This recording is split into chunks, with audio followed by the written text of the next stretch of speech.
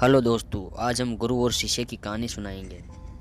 एक बार की बात है, किसी गुरुकुल में 3 शिष्य ने अपना अध्याय संपूर्ण करने के लिए अपने गुरुजी से ये बताने के लिए विनती की उन्हें गुरु दक्षिणा में उनसे क्या चाहिए। गुरुजी पहले मंद ही मंद मुस्कुराए और फिर बड़े स्नेहपूर्वक कहने लगे, मुझे तुमसे गुरु दक्षिणा में एक थैला भर के सूखी पत्तियां चाहिए, ला सकोगे? वे तीनों मन ही मन प्रसन्न हुए, क्योंकि उन्हें लगा कि ये बड़ी आसानी से अपने गुरुजी की इच्छा पूरी कर सकेंगे। सूखी पत्तियां तो जंगल में सर्वत्र बिखरी रहती हैं। उत्साहपूर्वक एक ही स्वर में बोले, जी गुरुजी, जैसी आपकी आज्ञा।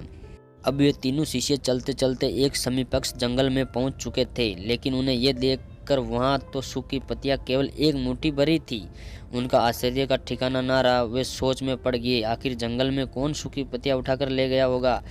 इतने में उन्हें दूर आता हुआ एक किसान दिखाई दिया। वे उसके पास पहुंचकर उससे विनम्रतापूर्वक याचना करने लगे कि वे उन्हें केवल एक थैला भर सूखी पत्तियां दे दे। अब उस किसान से उसने क्षमा याचना करते हुए बताया कि उसकी मदद नहीं कर सकता, क्योंकि उनकी सूखी पत्तियों का ईंधन के रूप में पहले ही उपयोग कर लिया था। अब ये तीनों के पास बस एक काम की ओर आशा बढ़ने लगे कि हो सकता है उस काम में उनकी कोई सहायता कर सके। वहां पहुंचकर उन्हें जब एक व्यापारी को देखा तो बड़ी उम्मीद से उसके एक थैला भर सूखी पत्तियां देने की प्रार्थना करने लगी, लेकिन उन्हें फिर एक बार निराशा हाथ आई, क्योंकि उस व्यापारी ने तो पहले ही उन कुछ पैसे कमाने के लिए सूखी पत्तियों को दोने बनाकर बेच दिए। लेकिन उस व्यापारी की उदारता देखते हुए उन्हें एक बूढ़ी माँ का पता बताया, जो सूखी पत्तियां एकत्रित किया करती थी। पर भाग्य ने यहाँ की उनका साथ नहीं दिया, क्योंकि वह बूढ़ी माँ तो उन्हें पत्तियों को अलग अलग करके कई प्रसाद की औषधियां बनाया करती थी। अब वे निराश होकर तीनों खाली हाथ गुरुकुल लौट आए। गुरुजी ने उन्हें देखकर स्नेहपूर्वक पूछा, पुत्रु, ले आए गुरु दक्षिणा? तीनों ने सर झुका लिया। गुरुजी द्वारा पूछे जाने में उनका एक शिष्य कहने लगा, गुरुदेव, हम आपकी इच्छा पूरी नहीं कर पाए। हमने सोचा था कि सूखी पत्तियां तो जंगल में सर्वत्र बिखरती रही होगी, लेकिन बड़े आश्चर्य की बात है कि लोग उनका भी कितनी तरह से उपयोग करते हैं।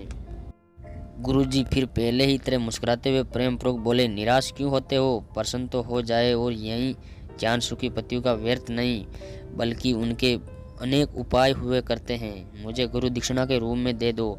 तीनों शिष्य गुरुदेव को प्रणाम कर खुशी खुशी अपने घर की ओर चले गए। वे शिष्य जो गुरुजी की कहानी एकाग्रचित्त होकर सुन रहा था, अचानक बड़े उत्साह से बोले, गुरुजी, अब मुझे अच्छी तरह से ज्ञात हो गया कि आप क्या कहना चाहते हैं।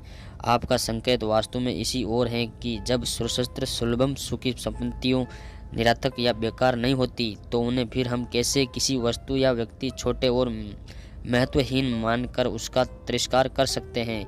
चिट्ठी से लेकर हाथी तक और सुई से लेकर तलवार तक सभी अपना अपना महत्व होता।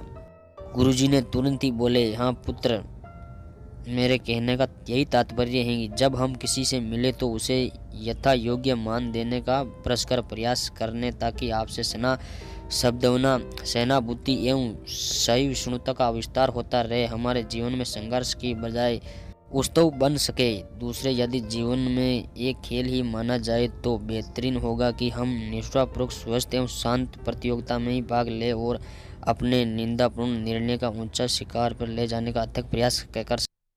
अब शिष्य पूरी तरह से संतुष्ट था। अंत में यही कहना चाहता हूँ कि मन, वचन और कर्म, इन तीनों ही स्तरों पर यह कहानी का मूल्यांकन करे तो ये कहानी खरी ही उतरेंगी। सबके प्रति पूर्वाग्रह और मुक्त मना वाला व्यक्ति अपने वचनों से कभी किसी को आहत करने का दुस्साहस नहीं करता। उनकी यही ऊर्जा उसके पुरुषार्थ मार्ग के समस्त बाधाओं को हर लेती है। वस्तु हमारे जीवन का सबसे बड़ा उत्सव पुस्तक ही है, ऐसा विद्वानों का मत है।